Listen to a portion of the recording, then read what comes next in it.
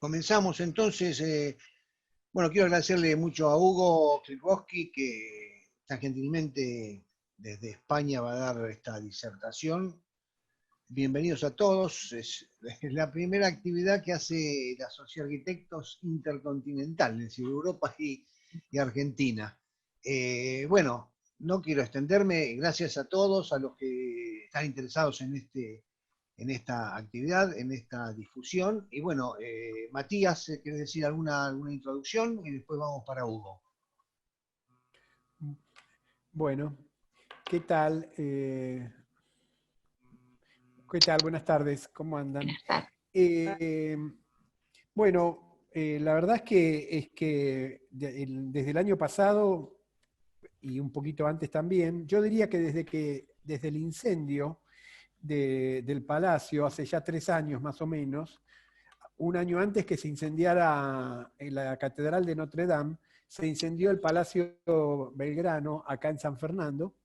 Y la verdad es que pasó demasiado inadvertido. Fue un incendio bastante importante que destruyó el techo del palacio y salvo los vecinos que lo vimos y muchos lo filmaron, después pasó absolutamente inadvertido. Y tal es así que ni siquiera la municipalidad hizo ningún tipo de movimiento ni de intención de hacer nada. Pero, sin embargo, yo creo que ese fue el motor para que de a poquito la gente empezara a preocuparse por el palacio que estaba abandonado desde hace como 30 años o un poquito más. Y entonces llegar a este punto al día de ahora 10 días, que el AVE, que es el ente que administra los bienes del Estado, le diera en concesión a la Municipalidad de San Fernando el palacio para que lo use y también en la medida de sus posibilidades que lo repare. Para mi forma de ver, esto es muy importante porque el Palacio Belgrano, acá en San Fernando, eh, es un ícono, directamente se podría decir que es un ícono de la ciudad, pero un ícono olvidado y negado. La torre del mirador que tiene se la puede ver desde diferentes puntos del barrio y realmente, y bueno, y por supuesto que la torre no sufrió nada con el incendio. Eh, por otro lado, urbanísticamente, no sé si ustedes conocen, pero hay un eje muy importante más allá de la calle de la Avenida Constitución, que es la calle Sarmiento.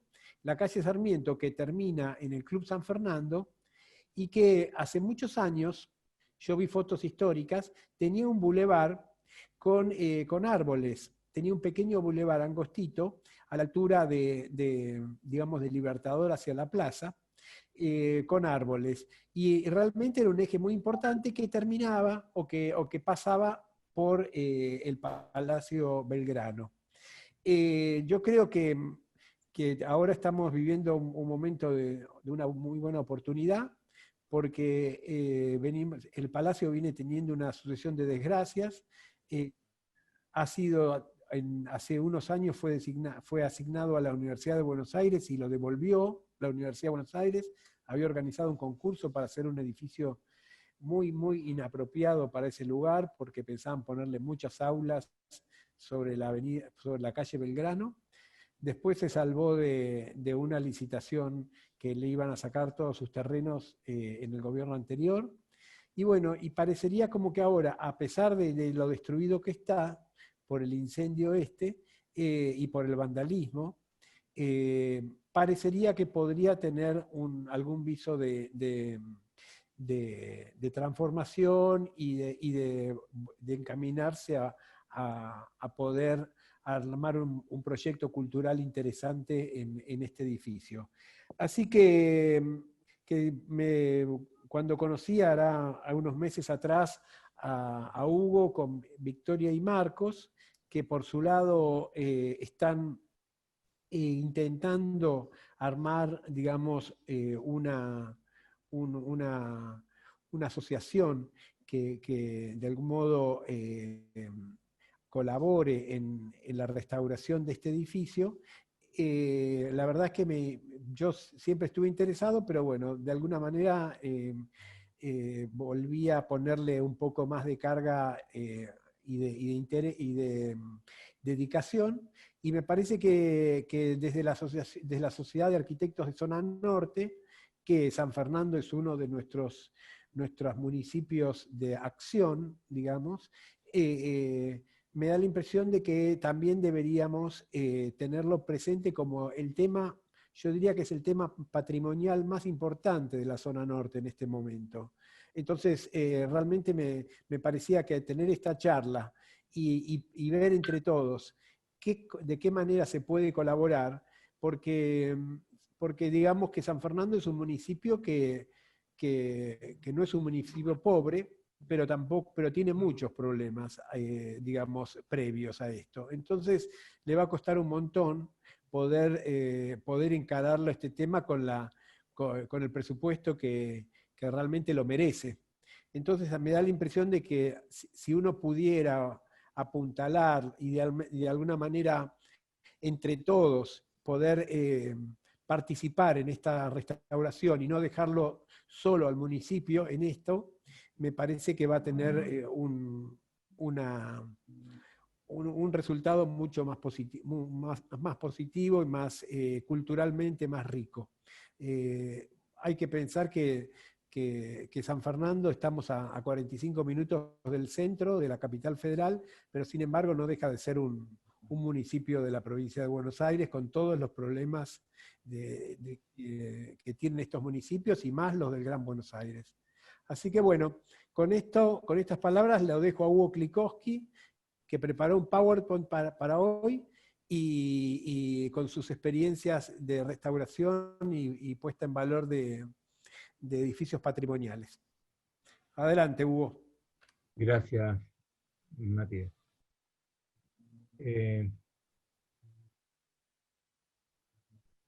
Bueno, te agradezco a vos, a Susana Rossi, al presidente de la Ciudad de Arquitectos Zona Norte, a Carlos Dentín, a Daniel Rosenberg, por la amabilidad en invitarnos a participar de este encuentro, y a todos los que están escuchando esta charla.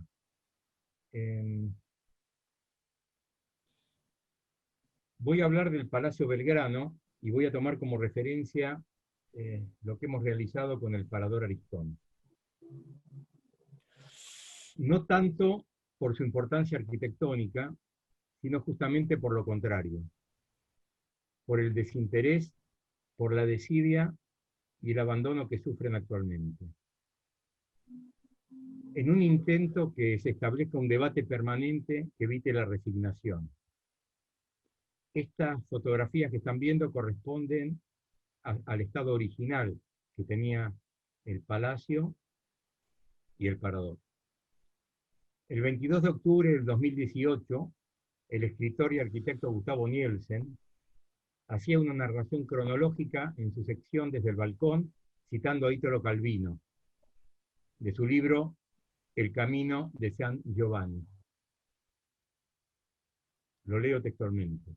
Si entonces me hubieran preguntado qué forma tenía el mundo, hubiera dicho que era en pendiente, con desniveles irregulares, con entrantes y salientes, y por eso siempre me encuentro de alguna manera como en un balcón, asomado a una balustrada, y veo disponerse a derecha e izquierda, a diferentes distancias, lo que el mundo contiene en otros balcones o palcos de teatro, arriba o abajo, de un teatro cuyo escenario se abre al vacío, sobre la alta franja del mar, contra el cielo atravesado por los vientos y las nubes. Nos dice Nielsen que el texto tiene el sino de la poesía.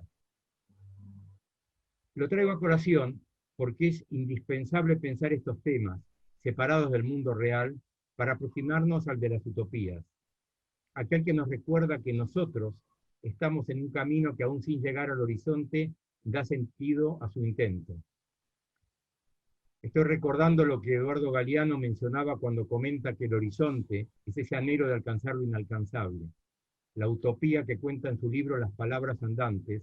Cuando estaba en una mesa redonda, alguien del público preguntó, ¿qué es la utopía? ¿Para qué sirve? Y Galeano cuenta que el cineasta Fernando Birri, porque todos se lo atribuyen a Galeano, y él permanentemente recordaba que era de Fernando Birri, contestó, la utopía está en el horizonte. Yo me acerco 2 pasos y ella se aleja 2 pasos. Camino 10 pasos y el horizonte se corre 10 pasos más allá. Por mucho que yo camine, nunca lo alcanzaré. ¿Para qué sirve la utopía? Para eso, para caminar. Entonces, ¿qué tienen en común el Parador Aristón y el Palacio Belgrano? A bote pronto, su estado de ruina, la que evidencia cierta ruindad de las autoridades, de la sociedad, de todos y de cada uno de nosotros. Mientras escribía estas líneas para hablarlo con ustedes, pensaba el enorme esfuerzo que se hace por salvar en forma individual el patrimonio que está en peligro. Sería más lógico que hubiera leyes que protegieran el patrimonio común, que no premiaran los actos antisociales. Pienso en aquellos que piden que ocurre un incendio en un bosque, no se permita construir por 60 años o por 2 generaciones. Las acciones intencionadas o las desidias que dañan un bien de la comunidad, especialmente si está protegido, debería ser denunciado y castigado muy duramente. A la muerte prematura del arquitecto Joaquín Belgrano Villarino, con solo 46 años, su viuda Josefina Rawson vende el palacio a la familia de Rómulo Otamendi, quien a su vez, luego de la dolorosa muerte de su hija adolescente Estela Matilde, lo dona para que funcione como asilo. De aquella época vienen los nombres de Palacio Belgrano y Asilo Otamendi. Su viuda, la viuda del arquitecto Joaquín Belgrano, Josefina Rawson, era la hija de Guillermo Rawson, que impulsó la creación de la Cruz Roja Argentina junto a Toribio Ayerza, en junio de 1880. El Palacio Belgrano es en sí mismo un mojón de la historia en la época que la Argentina se fue construyendo. Victoria Belgrano tiene a su alcance 3 valiosísimos baúles, donde hay mucha documentación, dibujos, cuadernos, notas y objetos de Joaquín Belgrano y su hijo, el arquitecto Mariano Rómulo Belgrano. Estos recortes provienen de una de sus búsquedas y vemos a Joaquín Belgrano Villarino junto a 3 colegas. Una forma de ubicarnos en aquellos tiempos en que surgían cambios importantes como la creación de la Escuela de Arquitectura, la creación de la Sociedad de Arquitectos, los cambios en la formación y colegiación de los arquitectos en la Argentina, es hablar de ese recorte que pone de una destacada generación de arquitectos. A su derecha está Pablo Jari. La pongo otra vez. Voy a hablar de cada uno de ellos. Formó el estudio Lanús-Jari, que con planos del arquitecto francés René Sargent, quien nunca visitó ni conoció Buenos Aires, realizaron la residencia Sanssouci en Victoria, para Carlos de Alvear, el Palacio de Bosch Alvear, que es la actual residencia del embajador de los Estados Unidos, y el Palacio Errázuriz Alvear, sede del Museo Nacional de Arte Decorativo. La aduana de Buenos Aires es la sede del Club del Progreso en la calle Sarmiento. Bueno. Le sigue Emilio Hugue, que realizó, entre otras obras, el Teatro San Martín, antiguo Teatro Odeón, el Hotel Savoy y el Casino en Tucumán, junto a Vicente Colmeña, el arquitecto Vicente Colmeña. La Casa Mousson, que era el Bazar Dos Mundos, la Casa Matriz del Banco Francés de Río de la Plata y varias sucursales. Quiero hacer un comentario sobre el arquitecto Vicente Colmeña, que fue socio no solamente de Emilio Huguet, sino también de Robert Tifaine, autor de la confitería El Águila. Como tenía su título de arquitecto, firmaba tanto por Huguet como por Tifaine, que no tenían títulos homologados en Argentina. El tercero es Paul Bell Chambers. Fue presidente de la Sociedad Central de Arquitectos en 1908, 1909 y 1913. Cuando regresó a Londres, la Sociedad Central de Arquitectos lo nombró corresponsal en la capital inglesa. Realizó obras como la tienda Harrods, la Casa Central del Banco Boston, la ampliación de la estación de Plaza Constitución y obras civiles y estaciones vinculadas a los ferrocarriles ingleses. Cuando diseñábamos esta charla con la arquitecta Susana Rossi, acordamos que les contaría el proceso que seguimos con el Parador Aristón para conseguir que fuera declarado Monumento Histórico Nacional y que explicara en qué estamos con el Palacio Belgrano, antiguo asilo Otamendi. El 4 de marzo del 2017, hace ya 3 años y medio, escribí en mis blogs un extenso artículo donde daba todos los detalles y las circunstancias del Parador. Tuvo más de 11.000 visitas. Fue muy útil porque sirvió como referencia para realizar todo tipo de gestiones para interesar a mucha gente. Entre otras cosas, sirvió de base a la propuesta que la senadora nacional Marta Varela elevara al Senado Nacional para conseguir la media sanción. Hicimos una página en Facebook explicando que deseábamos proteger de una demolición dado su estado ruinoso. Recibimos muchos comentarios. Alguien escribió en la página de Facebook si no era más lógico dar de comer a una criatura que recuperar una obra. Respondí que no podía estar más de acuerdo. No podía imaginarme destinar recursos del Estado en recuperar una obra abandonada a costa del hambre de un niño o de cualquier persona. Pero hice una salvedad, que la ideología que deja abandonado un patrimonio es la misma ideología que despoja de sus derechos a los más débiles, que había un hilo conductor entre ambos, aquel que despoja de alimentos, al que despoja de memoria, a lo que es un bien histórico y patrimonial. En otra oportunidad, me preguntaron qué ganaba con esta acción. Aquí lo tuve más fácil. Le dije que si cada uno hiciera algo que sirva para construir en lugar de destruir, y eso lo hicieran millones de argentinos, tendríamos seguramente otra Argentina. Hace pocos días, desde el gobierno municipal de San Fernando, me preguntaron lo mismo referido al Palacio Belgrano. Me dijeron, la verdad es que no entiendo qué tienen que ver ustedes con el Otamendi y para qué quieren hacer esto. La traducción sería, ¿qué haces acá, pibe?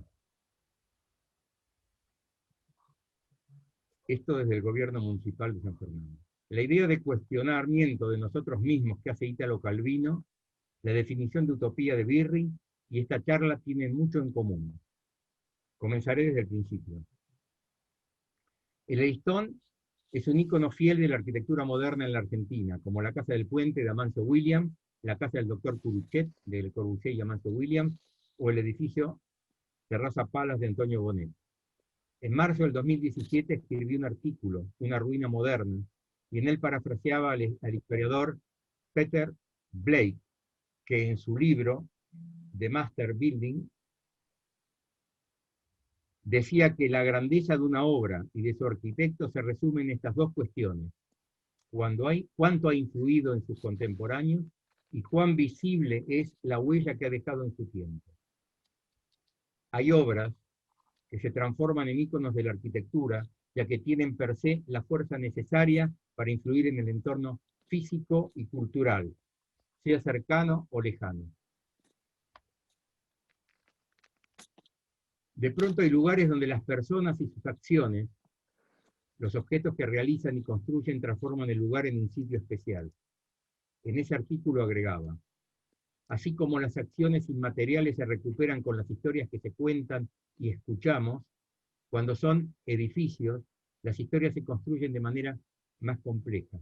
Son historias que hemos creado entre todos y son los edificios los que nos dan las pistas de esas historias, donde hemos vivido y compartido distintos momentos. Hay un edificio, decía en ese momento, el Parador Aristón, del que podríamos estar orgullosos, ya que es parte de nuestra historia colectiva. Su huella es parte de nuestra identidad, como un valor sustantivo que conforma el patrimonio cultural común. Por eso nos duele el estado de abandono al que está sometido, al que lo hemos sometido. Debemos cuidarlo y evitar que desaparezca, porque hay un riesgo. Cuando desaparecen, las historias también desaparecen. Les cuento el camino que recorrimos desde marzo del 2017 hasta que fuera declarado Monumento Histórico Nacional el 20 de noviembre del 2019. Fueron 2 años y 8 meses. El Parador Aristón no solo es un recordatorio de lo que estuvo bien y lo que banalizamos, de lo que pudo ser y no fue. Es lo que como país dejamos de ser. Recuerda muchas tareas inconclusas, muchas acciones erradas y equivocadas que condujeron a su abandono. No solo es un edificio más que está en ruinas, nos recuerda las acciones que fueron comenzadas, pero que luego fueron abandonadas, como la ayuda al más débil, tanto a personas, a sus bienes, en lo privado o en lo público. Son recuerdos que nos muestran en un espejo lo que dijimos que no queríamos ser, pero que de alguna manera lo somos. Esto puede cambiar y cambiar para mejor. Las campañas que se hicieron en medios periodísticos nacionales y del exterior, en redes sociales, en charlas, fue para concientizar sobre un hecho claro. Somos de alguna manera lo que hacemos y de la manera que lo hacemos. Hicimos una amplia campaña de difusión recordando quiénes fueron sus autores. Carlos Coire tenía 33 años cuando se hizo el Parador. Entre 1958 y 1962 fue decano de la Facultad de Arquitectura de la UBA y encargó el proyecto y ejecución de la ciudad universitaria. Vicedecano y profesor titular de la Universidad de Morón. Por su labor docente lo llamaban maestro de maestros. Trabajó con Antonio Bonet, con Juan Kurchan, con Jorge Vivanco, con Marcel Breuer, Horacio Caminos, entre otros arquitectos. Publicó El hombre y la obra dedicado a Eduardo Sacriste. Fue vicepresidente de la Sociedad Central de Arquitectos y dirigió su revista. Eduardo Catalano tenía 45 años. Becado por la Universidad de Pensilvania y Harvard, fue invitado por el decano fundador, quien reunió un grupo muy especial que fueron pioneros en el campo de la arquitectura moderna, como John Mengpei, Philip Johnson, Paul Rudolph y Eduardo Catalano. Él formó parte de ese grupo.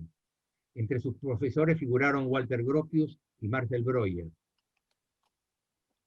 Dirigió la Escuela de Diseño de Raleigh en Carolina del Norte. Allí construyó la famosa Casa Raleigh, o Catalana House, que fue elogiada por Wright, que escribió: es refrescante ver cómo la idea de refugio es tratado en esa casa de Eduardo Catalano. Sabemos que el amigo Frank no era muy afecto a prodigarse en elogios al trabajo de otros arquitectos. Aunque la casa fue demolida debido a un abandono que la transformó en una ruina, en su homenaje la calle donde estaba la casa lleva su nombre, se llama Catalano Drive. Escribe el arquitecto Eduardo Sacriste en su libro Ausonia, editado por la editorial CP67. Así, para Wright, un edificio debe ser algo más que un local para meterse adentro.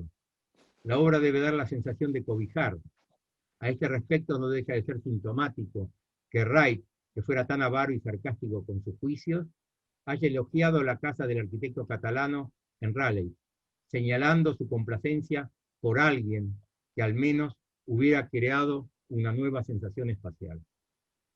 Fue adjetivada como la casa de la década.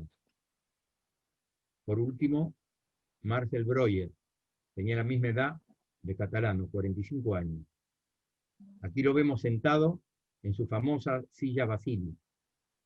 Se formó en la Bauhaus con Gropius, Paul Klee y Johannes Itten. Fue su vicedirector durante 11 años. Trabajó con Pierre Charot. Solo como una pequeña referencia de todas sus obras, quisiera mencionar su proyecto del nuevo edificio de la UNESCO de París junto a Pierre-Louis Nervi y a Cerfus, el Centro de Investigación de IBM en Lagarde, en Francia, o el Museo Whitney de Arte Americano con el arquitecto Hamilton Smith. Ahora es parte de la Met. Exiliado en Harvard, da clases en la universidad junto a Gropius. Marcel Breuer recibe en 1968 la medalla Thomas Jefferson por su contribución como arquitecto al bien común y la medalla de oro de la AIA, American Institute of Architects. Duele decirlo, pero tenemos aún en pie el único edificio de Breuer en Latinoamérica. Está en nuestra Argentina, en Playa Serena, a 15 kilómetros de Mar del Plata. No lo hemos cuidado. Ni el propietario, a quien nadie ha obligado a hacerlo, ni la comunidad, ni las instituciones, y hoy está en un estado ruinoso. Hoy está declarado Monumento Histórico Nacional. ¿Por qué no lo cuidamos? Pongámoslo en valor.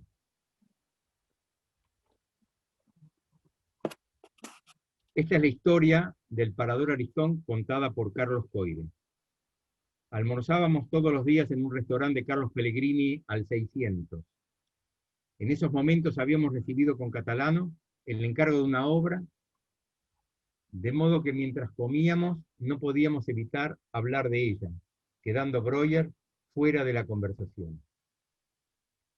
En un instante determinado, al cruzar nuestras miradas con Catalano, adivinamos que teníamos el mismo pensamiento. Y si lo invitáramos a Breuer a trabajar con nosotros en la obra, se lo propusimos y aceptó encantado.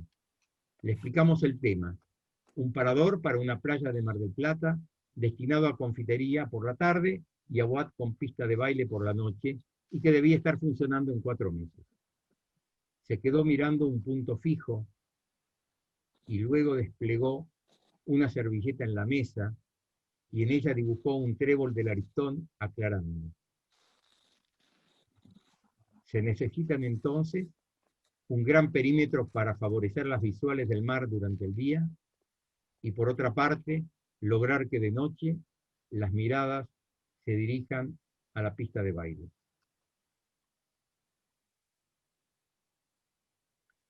Se hicieron muchísimas acciones, notas en revistas, pedido de firmas en Change.org, más de 21.500 firmas, conferencias y publicaciones en medios de prensa nacionales como Clarín, La Nación, Página 12, El Marplatense, y 3 páginas en el New York Times, que fue posible porque al cumplirse los 100 años de la Bauhaus, decidieron hacer un suplemento y conseguimos dedicaran un amplio espacio al Parador Aristón. Pusieron su foto en media página y publicaron mis comentarios. El Parador Aristón ocupó un sector en la exposición que se realizó en junio del 2018 en el Museo de Arte Decorativo de Buenos Aires y fue el comienzo de su gira mundial. Fueron muchas las acciones que realizamos para que se visualizara su estado ruinoso. Estas fotos pertenecen a una conferencia que dimos el lunes 9 de diciembre del 2019, denominada Identidad Patrimonial en Riesgo. Fue convocada en la icónica Casa sobre el Arroyo del arquitecto Amancio Williams, y gracias a la gentileza de Magalí Marazo, que actualmente está abriendo el pliego de licitaciones y presupuestando para asignarlo a la empresa constructora. Ayer le decía a Magalí Marazo que la tendríamos que llamar Magalí Potter, por todo lo que ha conseguido en esta época de pandemia. Estas fueron las páginas del New York Times. Le dedicaron muchísima atención al Parador. No era dedicado el suplemento al Parador, era dedicado a la Bauhaus. Tuve un contacto bastante permanente con los periodistas y entendieron que esto no era posible. La gente del exterior entiende lo que nosotros difícilmente entendamos. Se hicieron, como digo, muchísimas acciones, y finalmente el 20 de noviembre del 2019 el Senado y la Cámara de Diputados de la Nación Argentina declararon Monumento Histórico Nacional al Parador Aristón por ley 12.665. Quiero aclarar que la senadora era del PRO y en diputados era mayoría peronista. A buen entendedor. Ahora pasaré del Parador Aristón al Palacio Belgrano.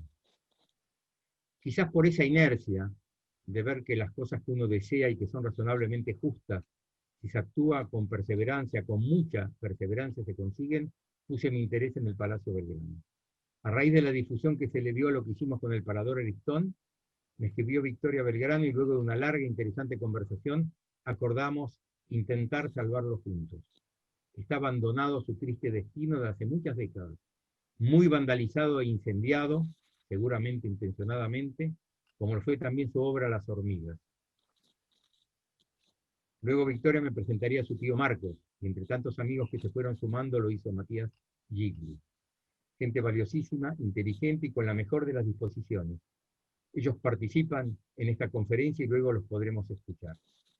En septiembre de 2019 había puesto en mis blogs un relato lo más completo posible con datos y referencias sobre el Palacio Belgrano que a la fecha ha recibido unas 2.500 visitas. Estamos ante dos temas que en forma individual llamarían la atención, pero juntos lo transforman en un hecho histórico arquitectónico relevante. La obra y el arquitecto. Es un palacio ecléctico, con algunos tics del centro y norte de Europa, lo cual no sería extraño, dado la formación de Joaquín Belgrano, que se formó en la Escuela de Beaux-Arts de París. Se lo reconoce a la distancia, ya que el edificio posee una espléndida torre, y es sin duda una obra pionera del eclecticismo argentino, que se nutre, entre otras cosas, del Renacimiento alemán. Está implantado en una zona de Buenos Aires, donde los ascendientes de Joaquín y su familia política lo transformaron en un lugar especial. Creo que Marcos va a hablar de esto. Es allí, en San Fernando, donde decide hacer su casa familiar. Para darle una voz coral y que tuvieran participación los vecinos del barrio y gente que simpatizara con esta causa, creamos la Asociación Amigos del Palacio Belgrano. El palacio fue diseñado por este excelente arquitecto, que fuera definido como uno de nuestros artistas más geniales en la revista técnica de arquitectura de la Sociedad Central de Arquitectos, redactada por los reconocidos arquitectos Eduardo Lemonnier y Bartolomé Raffo. Casi todos los arquitectos que acompañaron a Joaquín Belgrano en sus actividades están vinculados a los mejores edificios que existieron y muchos aún existen en diferentes ciudades de la Argentina. De Lemonnier son la sede social del Yacht Club argentino, que se encuentra en uno de los espigones de la Dársena Norte, en Puerto Madero. El Palacio Anchorena, hoy sede de la Nunciatura Apostólica, y el Jockey Club de Rosario, y varios, por no decir, todos los edificios de los hermanos Bencí. Y solo por mencionar algunas obras del arquitecto Alejandro Christoffersen, son el Café Tortoni, el Hospital de Niños Ricardo Gutiérrez, la Residencia Ushué o la Bolsa de Comercio de Buenos Aires. Christoffersen, 12 años menor que Joaquín, a quien conoció íntimamente, ha trazado de él un retrato de singular relieve. Belgrano, decía, era un erudito y un artista. Su prematura muerte le impidió realizar obras de aliento para las cuales no le faltaba talento y preparación. No estamos ante cualquier arquitecto, sino que siguiendo la línea de su antecesor, Manuel Belgrano, Joaquín, como sobrino bisnieto del prócer de la patria, él mismo fue un prócer en su profesión. Muy joven, en 1881, con 23 años, presenta con éxito la tesis exigida por la Facultad de Matemáticas mediante resolución especial de 1877. Su título fue el séptimo otorgado en la Argentina. Ese año fue nombrado secretario del Consejo de Obras Públicas y posteriormente se desempeñó como jefe de la sala de dibujo, ingeniero de primera clase, además de otros cargos.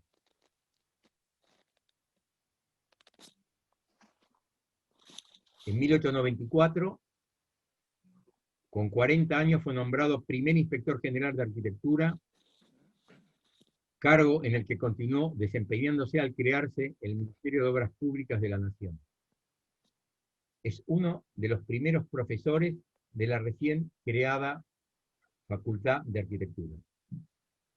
Ha realizado toda su carrera en muy pocos años, ya que fallece en un viaje que realiza a París en 1901. Tenía solamente 46 años. El 18 de marzo de 1886, con 32 años, fue socio fundador de la primera sociedad Central de Arquitectos de Buenos Aires, junto a arquitectos de renombre como Juan Busquiazo o Ernesto Bunge. En 1895 es uno de los 3 consultores contratados para dar a conocer y explicar los planos presentados por el arquitecto Víctor Meano cuando ganó el concurso para realizar el actual Congreso Nacional. Lo acompañan en esa consultoría profesionales de la categoría profesional de Jacques Dunant y Juan Busquiazo. Recordemos que Busquiazo diseñó la Avenida de Mayo, realizó el Mercado Spinetto, el actual Centro Cultural de la Recoleta, el pórtico del Cementerio de la Recoleta y la residencia La Inmobiliaria, entre tantas y tantas obras emblemáticas. Es en ese entorno que Joaquín, entre sus 35 obras catalogadas, diseña y construye el palacio que lleva su nombre, por lo que no debiera llamarse Palacio Tamendi o Asilo Tamendi. Ante la falta de materiales de producción nacional, el edificio fue construido con pizarra y vitró importados, escaleras de mármol biselados de Carrara, pisos de roble de Eslavonia, pisos venecianos de colores ocres y bordó que forman figuras con guardas perimetrales. Todos los baños contaban, antes de los reiterados saqueos, con artefactos importados. A la izquierda vemos uno de los vitrós y la chimenea original que fue totalmente sustraída. Aquí quería hacer un comentario. Vemos un paisaje de Ámsterdam, que por suerte permanece en buen estado, de Delft. En las paredes lucían vitrós franceses con figuras geométricas y reminiscencias medievales. En el sector ubicado sobre la calle Belgrano estaban las caballerizas y la vivienda de los cuidadores, donde había un molino de viento. En la parte opuesta a la entrada, Joaquín construyó una capilla de líneas simples que contenía un altar de mármol de Carrara, los pasos del Vía Crucis y un antiguo confesionario de madera que tenía, ya no, varias cruces con la figura de Jesús en bronce. Su torre y sus techos de pizarra negra le otorgan un aspecto romántico al edificio. Es razonable llamarlo palacio. El predio ocupa casi toda la manzana. Estos hermosos vitrós que por suerte se conservan intactos y un órgano con teclas de marfil, en el primer piso se encuentra también un consultorio odontológico con un sillón profesional que data del año 1890, por lo que es de suponer que el consultorio siempre estuvo en el palacio. El 6 de diciembre del 2017 se incendió parte de la estructura del Palacio Tamendi. El sereno que vigilaba el lugar declaró que se había metido gente y le habían prendido fuego.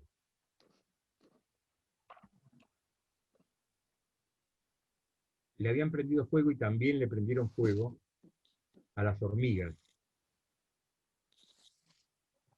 No sé si tengo alguna foto de las hormigas. El predio parquizado todavía conserva una gran variedad de plantas y frondosos árboles. Es nuestra responsabilidad poner en valor este palacio, de quien realizara la iglesia de San Juan, la iglesia de Santa Lucía, el primer edificio del Banco Español, varias bóvedas en el cementerio de la Recoleta, numerosas viviendas particulares como la de Juan Blaquier, de Guillermo White, de Rodríguez Larreta, la casa principal de la estancia Leonardo Pereira, hoy Escuela Bucetich, así como la Escuela Normal Mixta, el Centro de Desarrollo Infantil y Atención Precoz en la provincia de Santa Fe, y la Escuela Normal Mixta de Mercedes, entre muchas otras. Murió en París en 1901, estando aún en funciones como inspector general de arquitectura del Ministerio de Obras Públicas. Fue un hombre de una cultura acentuadísima. Poseía una de las más nutridas colecciones de libros de arquitectura existentes en el país, con más de 5.000 títulos. Era considerado un erudito por sus pares. El Palacio Belgrano merece un esfuerzo para ponerlo en valor, como justo homenaje a su creador. Con este motivo hemos promocionado el Palacio a través de Change.org el 19 de septiembre del 2019, juntando a las fechas unas 3.700 firmas. El viernes 16 de octubre, la Agencia de Administraciones de Bienes del Estado, ABE, y el municipio de San Fernando celebraron un convenio para que la comuna reciba la custodia del Palacio Belgrano. En las páginas del digital, el diario digital de Zona Norte, se lee que la idea del municipio es poder restaurarlo para que allí se realicen actividades culturales y educativas. Entre las premisas acordadas están la realización de obras estructurales respetando sus características y conservando el espacio verde.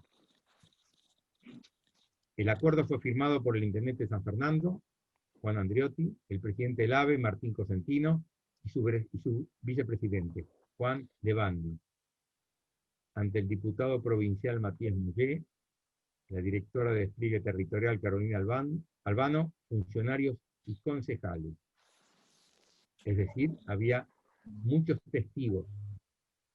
Lo que han dicho es un compromiso que debemos controlar que se cumpla. Y ya que estamos cerca de las elecciones, podríamos considerarlas como promesas electorales. Esta es la penúltima foto que les muestro, ya que la última será cuando esté puesto en valor. Las autoridades han dicho, y todos escuchamos en los videos que colgaron en Instagram inmediatamente de la firma, cito textualmente: estamos dando en custodia esta belleza arquitectónica, patrimonio cultural, para que el municipio pueda restaurarlo. Escuché. El intendente tuvo la voluntad de hacerse cargo para que todos puedan disfrutarlo y puedan desarrollarse actividades para la comunidad. Escuché y escuchamos. En su parque de 5.000 metros cuadrados, que podrán recuperar el casco de San Fernando y donde pueda haber proyectos educativos y culturales para toda nuestra ciudad. Hoy, los recursos de los argentinos vuelven a ser de todos los argentinos. Escuché y escuchamos. Es muy importante que los bienes del Estado puedan ser administrados estratégicamente en función del bienestar de la comunidad. Escuché y escuchamos todos que pensamos que era fundamental recuperar un lugar que podía tener múltiples usos vinculados a la educación, la cultura y el bienestar de la comunidad. Ya termino. Desde el 2016, el Palacio es considerado patrimonio cultural y arquitectónico. Creo en todo lo que he leído y escuchado de la Municipalidad de San Fernando, pero dejo una inquietud. Como tengo 72 años, espero que no pasen 54 años más, ya que tengo muchos deseos de verlo hecho realidad. Los políticos deben dedicarse a resolver los problemas y volcarse a los ciudadanos, evitando la especulación de cualquier tipo. Una democracia vigorosa lo es cuando tiene una sociedad poderosa que está atento y que controla.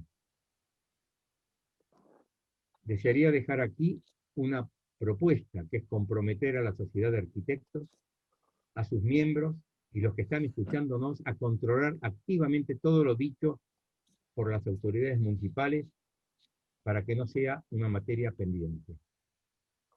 Muchas gracias por la atención.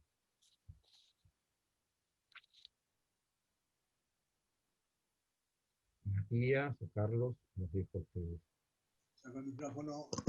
Gracias, Hugo. Muy didáctica, excelente la exposición. Bueno, tomo el guante como actual presidente de la Sociedad de Arquitectos. Y bueno, vamos a contactarnos con las autoridades municipales para dar todo nuestro apoyo, colaboración y difundir nuevas actividades con relación al avance de las obras de restauración. Creo que tenían también algo para agregar Victoria Belgrano y Marcos, que están también en la sala. Estamos en la sala. Marcos quería contar un poco sobre... Marcos, ¿estás con micrófono abierto? Sí, listo. Estoy... ¿Me oyen? ¿Sí? Fíjate. Bueno, primero que nada, sí. Decime. No se te oía mal ahora. ¿Me hablaste? No, bueno. No, bueno, quería primero que nada agradecer por la invitación de la Sociedad Central de Arquitectos de Zona Norte, a todos los presentes y a Matías Gigli y Susana Rossi por su generosa convocatoria a esta charla. Me toca como orador hablarles del arquitecto Joaquín Belgrano, pero bueno, ya lo ha hecho muy bien Hugo y ha contado con bastante detalle su trayectoria, y por otro lado también está en Wikipedia bastante claro todo lo que ha hecho, ¿no? Pero bueno, es el responsable y el constructor del Palacio Belgrano, palacio que nos convoca a este Zoom, y mi intención es referirme a Joaquín Belgrano, no contando, como decía, su trayectoria, que está bastante clara, sino que a través del contexto dentro del cual tuvo lugar esta realización. Y cuando digo contexto me estoy refiriendo a los cimientos, bases, fundaciones de esta propiedad.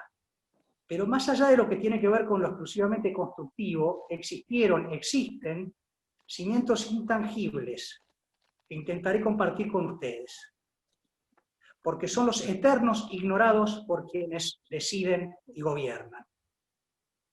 Joaquín Belgrano eligió la zona norte, y San Fernando en particular, para llevar a cabo su proyecto porque sus cimientos, sus raíces, su ADN familiar estaban allí. El general Manuel Belgrano y su hermano Carlos, primera autoridad de San Fernando y constructor de su canal, habían crecido y habían visitado toda su vida la quinta familiar o chacra familiar en Martínez. Es que inclusive después de muerto el padre, lo recibió o lo heredó su viuda, y hasta la adultez siguieron yendo. Hay cartas escritas de Manuel Belgrano desde la chacra de Martínez. Por otro lado, estaban los Villarinos, antepasados de ambos padres de Joaquín.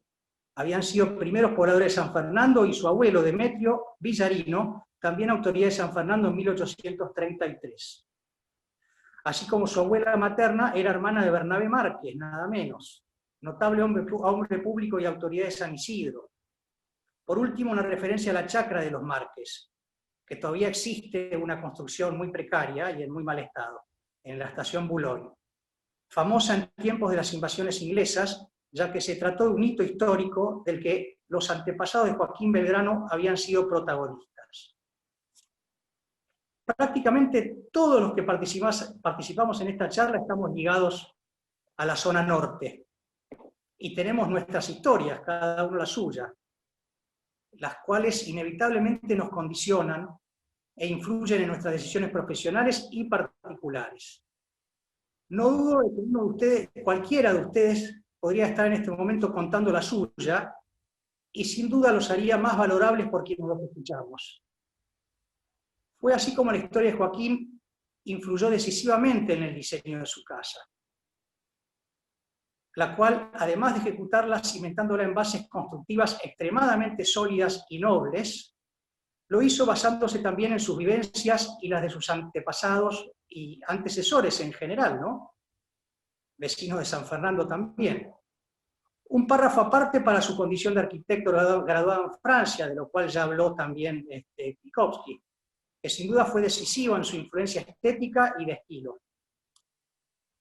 Lamentablemente, la supervivencia del Palacio Belgrano es una excepción, ya que en San Fernando, nada más que en San Fernando, hemos relevado un número superior a 100 quintas, palacetes, casonas y palacios que ya no existen, y que a pesar de sus sólidos cimientos constructivos no sobrevivieron. El gran problema, y lo que provocó su desaparición, en gran medida es que se ignoran los cimientos intangibles, que en definitiva son indivisibles de los tangibles, tomándolos como un todo al que jamás debemos particionar o parcializar caprichosa y desaprensivamente. Lo tangible e intangible, en lo que es patrimonio, son inseparables. Y esto es lo que tenemos que analizar cuando, bueno, defendemos, como en este caso, bueno, el Palacio Belgrano, ¿no? ¿Por qué no hacer un paralelo entre el Palacio Belgrano y la Argentina, tan castigada también y sin embargo en pie gracias a sus maravillosos cimientos? Salvar al Palacio Belgrano es una de las tantas formas de salvar a nuestro país y su historia, su patrimonio. Lo hecho con tanto amor por quienes nos precedieron. Se lo debemos a ellos, qué duda cabe. No puedo evitar pensar en la palabra patrimonio, y esta propiedad es un maravilloso caso testigo. Patrimonio, decía, es sinónimo de esta historia de la que venimos hablando, pero no como pasado olvidado, enmohecido, o peor, muerto, como tantas quintas que nombrábamos recién, sino más vivo que nunca. El Palacio Belgrano como nuestra gente a la que tenemos que respetar y honrar como corresponde. Este maravilloso exponente de su época, además de ser la obra arquitectónica de uno de los más notables arquitectos de su generación, es un insoslayable ejemplo del gran país que fuimos y tenemos el deber de volver a ser. Testigo privilegiado de tiempos de bonanza y progreso. Se trata de un edificio que cada uno de nosotros debe, desde el lugar que nos toca, tenemos la obligación, debemos defender y contribuir a su recuperación y puesta en valor como un ejemplo de lo que los argentinos podemos lograr si nos unimos y nos comprometemos desde ya con causas como esta y tantas otras que hacen a la identidad individual de cada ciudadano y sobre todo a la innegociable identidad general y sentido de pertenencia que nos debemos como país y a través de la cual haremos de este, nuestro mundo, un lugar mejor para nuestros hijos. Gracias. Muchas gracias, Marcos. Coincido totalmente con lo que has dicho y creo que tenemos que trabajar en ese sentido, porque en la zona norte, como toda la Argentina, somos jóvenes, pero de todas maneras creo que hay patrimonio no solo cultural, sino también arquitectónico que se debe preservar. Victoria, no sé si quería agregar algo. El micrófono, Victoria, el micrófono. No quería interrumpir, por eso lo tenía apagado. Decía que gracias por este espacio, gracias Hugo, porque me emocionaste hoy. La verdad que contado así todo junto, todo lo que venimos haciendo y tu cruzada anterior es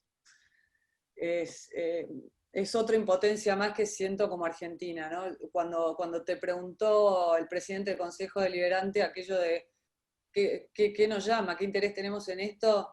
Es chocante, ¿no? Porque a veces yo estoy pensando que esto es lo último que voy a hacer. Yo ya estoy como tantos argentinos pensando en irme a vivir una vida plena a un país que me lo permita. Entonces, de repente, como dice Hugo, y lo repetimos siempre, y yo ya me hice eco y carne, mientras cada argentino haga una cosa, que elija una, que tenga un propósito, con alguna que pueda hacer un aporte al bien común de este país, seríamos definitivamente otro país. Esto de permanentemente quejarnos, ¿no? Dejar en el otro, en las autoridades, los cambios que nunca vemos. De repente dijimos, ¿por qué no? Somos argentinos, esto es nuestro, el patrimonio es de todos, somos coyunturales de un presente y tenemos que trabajar para las generaciones que vienen. Nos toca, es una obligación de la historia. No podemos permitir que pasen estas cosas. El tiempo pasa, no se puede parar, el deterioro existe. Desde el 2017 tenemos una casa con un incendio que comenzó en una tercera planta, perfectamente se podría haber protegido, por lo menos detenido el deterioro, que es un término que usan los patrimonialistas cuando hablan de restauración, como para por lo menos no avanzar en un proceso de restauración que además va a ser cada vez más caro. Entonces ahí un poco adivinamos cuáles son las intenciones finales, porque realmente si no se quisiera llevar un abandono tal a este edificio que no le quede otra a las autoridades que demolerlo, todo lo indica, ¿no? Parecería que sí. Entonces estamos estudiando mucho el tema, estuvimos analizando incluso informes compilados mundiales que ha organizado muy completos la UNESCO respecto de no solamente edificios patrimoniales históricos, sino también ciudades patrimoniales, y que qué cosas tuvieron en común para ser exitosos todos estos casos tan diversos de bienes patrimoniales tan diversos de tan países tan diferentes como Alemania o Perú. Este compendio la verdad que es muy rico, enseña muchísimo, y nosotros medio que nos paramos ahí para entender cómo acercarnos. Hugo contó que formamos esta asociación de amigos del Palacio Belgrano. Inicialmente fue una invitación que les hicimos a los vecinos, que sabemos que tienen una cruzada con el Palacio anterior a nosotros, por supuesto, de años, y entendimos que esto lo que necesitaba sobre todo era un compromiso real, no vecinos juntando firmas, realmente hacer un compromiso de algún tipo, y entonces, y la unión hace la fuerza, definitivamente. Algunos están con nosotros, otros entendieron que podían seguir con un expediente que tienen hace años, que, bueno, por diversas razones del municipio nos dicen que no tiene mucho peso por cómo está construido, que por ahí no iba a ser el tema. Entonces la segunda parte fue identificar quiénes son los entes competentes y a quién tenemos que ir a hablar por este tema. ¿Quién es el dueño de la pelota, no? Quiénes tenían injerencia. Entendimos que municipio no, Estado sí. Así que lo primero que hicimos antes de hablar con el Estado es hablar con la Comisión Nacional de Monumentos, a quien el año pasado la administración anterior, a cargo de Ramón Lanús, en AVE, requirió como es obligación a la Comisión de Monumentos una auditoría del Palacio para que explicara si tenía valor histórico, si estaba en peligro de demolición, los lineamientos de intervención en el caso de una restauración, y así se armó una licitación bastante feroz. Tuvimos comunicación con el expresidente de AVE para hablar bastante sobre este tema, y él nos explicaba que no, él entiende y reconoce que no era el proyecto más feliz, pero era el posible dada la economía, el presupuesto que tenía AVE en ese momento. Así las cosas, enajenaron este bien, poniendo a disposición los terrenos, con la obligación de mantener, se ampararon en la figura de bien real de propiedad, bien, creo que digo bien, que es mantener la nuda propiedad, ¿no? Y solamente, entonces yo ahí estaba furiosa, porque decía, se va a convertir el Palacio Belgrano en lo que yo llamo un consultorio de médico de Belgrano R, ¿no? ¿Viste? Estas casas que terminan siendo una fachadita encajonada, por dentro lleno de gabinetes con Durlock, y era como inconcebible.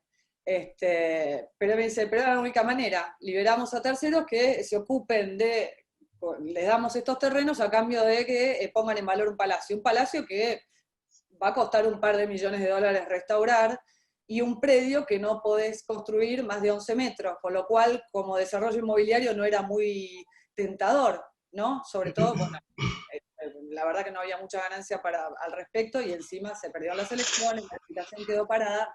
Lo que nos llama la atención hoy, como bien Hugo también contaba, esta noticia en principio increíble, y que tiene que ver... Prendo la luz, está cayendo la noche, espero. Ahí se me ve mejor. Buenas tardes. Como decía bien Hugo, de esta licitación, ahora con este convenio que se hizo, que lo debo corregir a Matías, porque viste, yo estoy hablando con el director general administrativo de AVE, y él me lo adelantó, yo ya lo sabía de antes que saliera en la prensa, pero como son estas cosas necesitábamos verlo para creerlo. Lo que le da no es una concesión, le da una custodia. La intención de la municipalidad es que le den una concesión. En eso están, pero en principio es una custodia que gestionamos nosotros a través de una gran gestión que hicimos, tratando de mostrar, incluso tenemos vecinos que filman la casa, entonces dimos ese material con pruebas certeras de las intrusiones diarias que recibe ese palacio. Esto fue arrastrando un montón de cosas, y estábamos en un proceso bastante interesante. AVE quería comprometerse con un permiso de uso precario, le interesaba el concurso de ideas, sobre todo de la Sociedad Central de Arquitectos. Creemos que es el proyecto más virtuoso de todos, la mejor manera de encarar este tema, con una casa abandonada más de 100 años, con un estilo arquitectónico muy específico, y al mismo tiempo bastante de los estilos. Yo, para que entiendan, ustedes van a decir, ¿y ella a qué se dedica? Bueno, Yo vengo de una línea de arquitectos, desde Joaquín para abajo, y cometí el pecado mortal de graduarme en diseño gráfico. Así que soy directora de marca de una casa palacio en Sevilla, que viene de 4 años de una enorme restauración, con un enorme presupuesto y convocando el placer de estar en Europa, ¿no? Poder convocar a expertos que están a un tren de distancia de cualquier país, en cada uno de los estilos que componen esta casa, que iban desde el neo-nazarí, neo-mudéjar, regionalista, plateresco. Cada rincón era una intervención multidisciplinar. Cuando conocí el Palacio Belgrano dije, esto es facilísimo. Son líneas neogóticas, es una cosa neoclásica, que en el fondo, dentro de lo que yo venía, de la experiencia que venía teniendo, dije, es posible, esto es abordable, no es muy complicada la restauración, no creo que lo sea. Me comuniqué con el estudio de arquitectos que trabaja con nosotros, de Argentina, Mario Conío, que en paz descanse, y de España, Francisco González de Canales, que fue quien restauró el Parque María Luisa y tantas otras cosas, es una eminencia en arquitectura histórica. Yo le mandé una foto del palacio. Lo primero que hice, antes de comunicarme con vos, Hugo, primero quería saber si la casa de mi tatarabuelo, yo la quería porque era de mi tatarabuelo o realmente tenía valor. Entonces, sin decirle, le mandé esta foto y le dije, ¿qué le parece, don Paco, esta propiedad? ¿Usted qué opinión tiene? Está en peligro de demolición, no sabemos qué va a pasar, esto fue hace un par de meses. Y me contestó una carilla, un mail así de largo, diciéndome que... Primero, bueno, vengo de estar con él 3 meses en Sevilla. Él no sabía, él me dice, no, ¿cómo no te cabo? Vos sos Belgrano, vos descendés Joaquín Belgrano, el gran arquitecto que murió tan súbitamente en París. Y yo me quedé congelada, y ahí me entero que en Europa, cuando se estudia el historicismo ecléctico en Argentina, se estudia la figura de Joaquín en los foros de las universidades europeas. Desde lo viene haciendo, me nombró algunas, seguramente ustedes las conocerán, la verdad que ahí yo me pierdo un poco, pero me dijo una cantidad de cosas que ahí comencé entonces a ponerme en serio, a estudiar bien qué había pasado con todo, me comuniqué con Hugo, y lo inmediato después, bueno, la Sociedad Central de Arquitectos, ¿no? Joaquín fue su fundador, y que nos cuenten ellos también qué opinaban sobre el tema. Todo coincidió, fue un dominó, hay gente maravillosa, y eso también entusiasma en una coyuntura de una Argentina que nos tiene a todos tirados por el piso, todo sale mal, no hay un paso para adelante, estamos en cuarentenados. Entonces de repente esto por alguna razón fue como un pulmón y unas ganas de participar y un entusiasmo que se empezó a hacer contagioso, porque la verdad que tiene todos para ganar, y encima estamos en el año belgraniano, era como todo muy propicioso. Tenemos algunos contactos con alguna gente muy importante, algunos arquitectos de primer nivel que desde New York nos están hablando y tirando ideas, pero por ahora quieren permanecer en el anonimato porque desconfían mucho de los gobiernos nacionales, y en realidad me invitaron a huir. Pero no, acá estoy. 2 meses después logramos que por lo menos se firme este compromiso entre el Estado, que es el dueño, y el municipio, que es el que tiene el enclave de este sitio histórico. Lo que sería interesante, y es lo que nos preocupa, es que todos los estudios que estuvimos analizando, sobre todo el compendio de la UNESCO, es esto de que una de las amenazas que tienen los edificios, dentro de los que están la degradación, la inutilización, la pauperización del espacio público, el alto flujo de transporte, los riesgos naturales o políticos que pesan sobre estos sitios inscritos, la fiscalidad, la financiación, la integración de infraestructuras y redes, la preservación de la integridad y autenticidad del valor universal excepcional del bien. De todo esto, lo que a mí más me preocupa, como yo protejo el valor, ¿no?, histórico, es el tema de la descalificación y el desconocimiento de los valores patrimoniales. Así como nosotros estamos haciendo una tarea de difusión de la historia real de este palacio, que por algunas, bueno, falta de conocimiento, algunos historiadores locales, empezamos justamente corrigiendo algunos detalles, porque ya llegaba a un estado de locura, que había gente que decía que el prócer Manuel Belgrano tomó el té en esa casa, había un tema de generaciones de diferencia. Entonces acá tenemos a Marcos, que como genealogista, que es purista, estaba como sacado y con muchas ganas de contar la historia real de la casa. Pero así como queremos difundir la historia real, desde el punto de vista de la conservación del bien, la necesidad de poner en valor la historia de esta casa, que creemos que se quiere decir que es una casa bonita, abandonada, que funcionó como asilo, y eso en la atención pública no genera lo mismo que decir que esa fue la casa del famoso arquitecto Joaquín Belgrano, bisnieto de General Belgrano, último solar de la familia, que está en territorios recibidos por Merced, por Carlos Belgrano, fundador de San Fernando. Claramente la atención no es la misma. Entonces sería más difícil para las autoridades no hacer las cosas bien. Entonces, así como es importante que nosotros digamos la historia que es, la real, también se analiza en UNESCO, y lo dice bien claramente, dice, en sentido contrario, el conocimiento puede ser sobreexplotado y manipulado con fines de comunicación o argumentos comerciales vaciados de su contenido. Pierde entonces su papel de herramienta para la comprensión de un contexto, la decisión e incluso para la producción de normas y reglamentos. Este punto me parece muy importante, porque en este convenio que se firmó, venimos hablando, como ya les digo, con la Comisión de Monumentos y con AVE, Ministerio de Cultura, el Instituto Belgraniano que nos apoya desde el día 1, pero sobre todo con este convenio y toda la comunicación y la difusión que han dado a conocer sobre este convenio, en ningún momento, curiosamente, mencionan nada sobre la licitación que desencadenó todo el clamor popular del año pasado. ¿Por qué no? ¿No vamos para atrás con todo? Fueron para atrás con el Club Ecosol. De los 5 bienes patrimoniales que enajenó Ramón Lanús el año pasado, ya fueron para atrás con 2. Los 7.000 metros cuadrados de acá de Vicente López, que pertenecían a la Armada, y el Club Ecosol, que era la casa de los Milberg. Abrazo, vecinal, bueno, lograron que fueran para atrás. Se llenaban la boca hablando justamente en contra de la gestión anterior, que todo lo vendía, todo lo convertía en un negocio inmobiliario. Curiosamente, y nos preocupa, no se menciona nada sobre esta licitación, que hasta donde sabemos está en un cajoncito, no la rompieron, no se terminó, sé de qué se trata la licitación, yo la tengo, y no es muy feliz, y queremos saber, nos gustaría saber de qué se trata exactamente el convenio que firmaron. Según lo que me dice el director de AVE, es custodia. Empieza con un uso y la intención es una concesión, pero la intención parte de la municipalidad.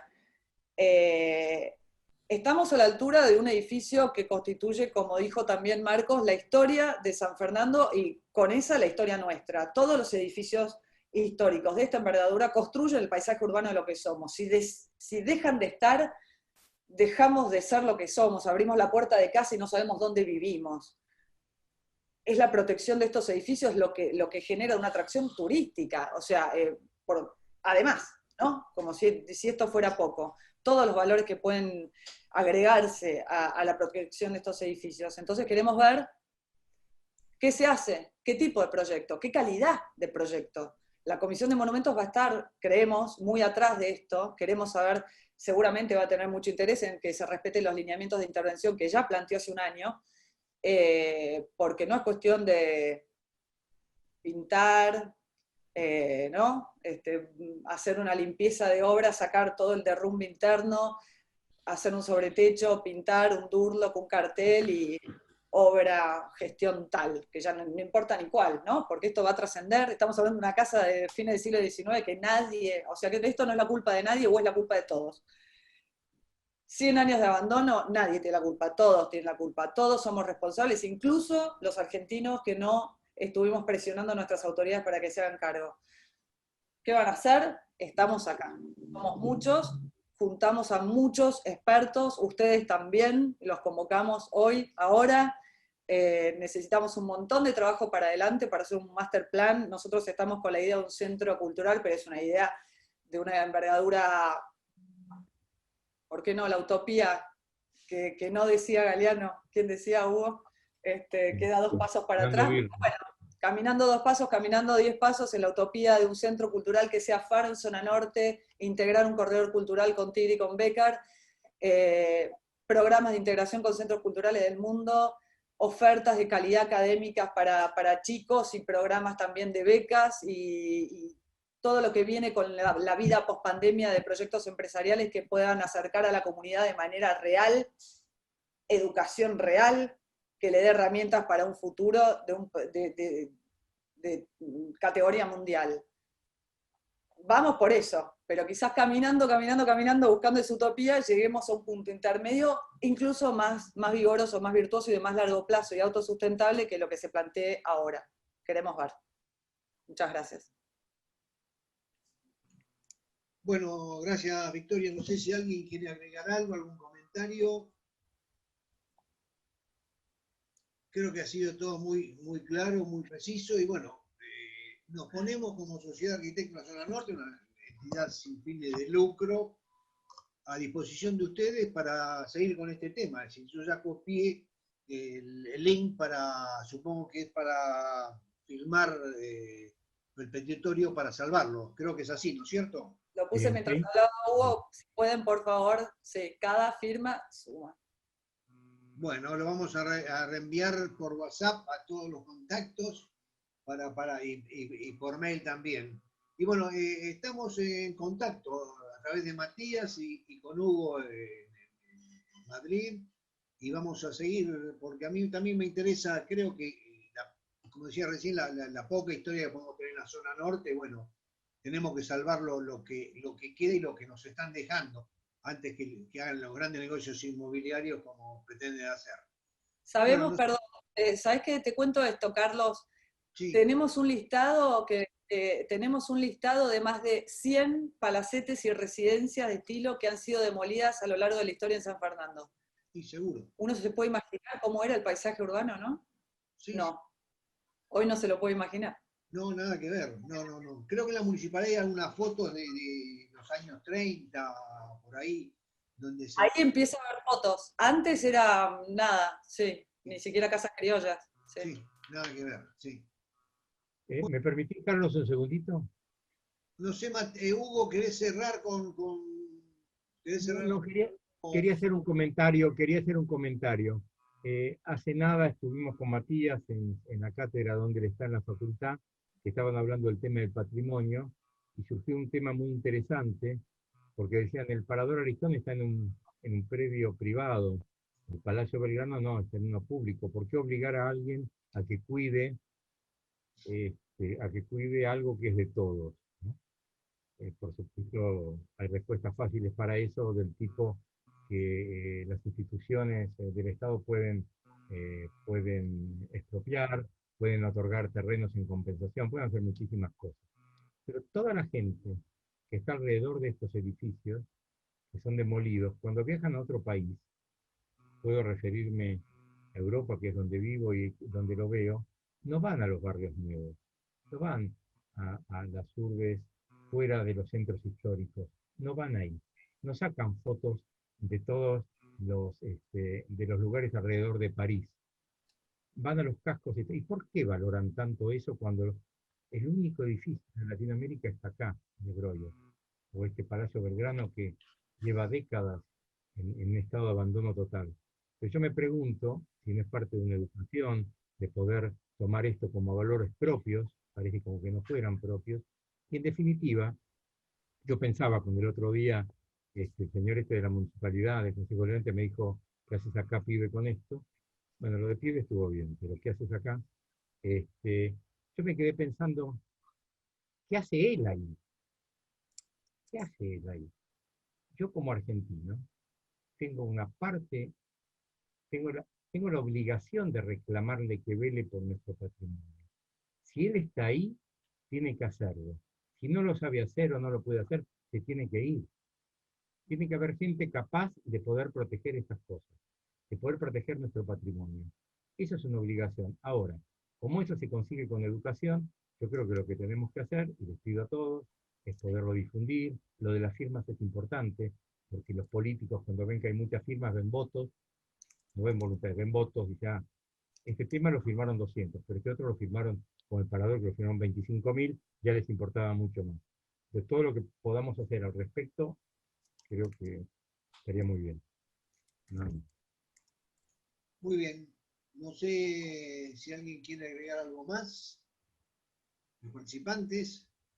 Bueno, agradezco mucho tanto a Hugo, que desde Madrid nos dio un panorama muy claro a lo largo de la historia del patrimonio arquitectónico, a Victoria y a Marcos. Muchas gracias y bueno, me comprometo en nombre de la sociedad de trabajar en conjunto, nos vamos a contactar a través de Matías y vamos a insistir para que eso, yo creo que tiene que pasar, personalmente pienso que debería pasar al patrimonio, al dominio público de San Fernando.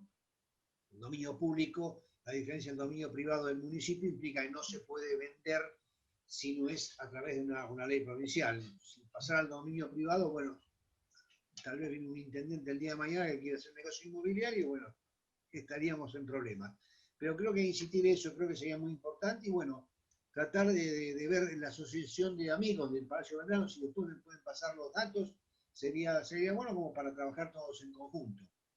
No sé, si alguien quiere agregar algo más, cerramos entonces. Muchas gracias a todos los que participaron, gracias a los disertantes. Para mí fue excelente. Buenas tardes para todos. Bueno, hasta luego. Hasta luego. Gracias, Chao, chao. muchísimas gracias a todos. Gracias. Ahí les dejo el email para cualquiera que quiera comunicarse y colaborar de la manera que sea. Listo. Lo dejé. Muchas gracias a todos, excelente. Gracias. Hasta luego. Gracias, hasta luego. Buenas tardes. Muchas gracias. Gracias, Buenas muy tardes. bueno, muy interesante. Gracias. Saludos.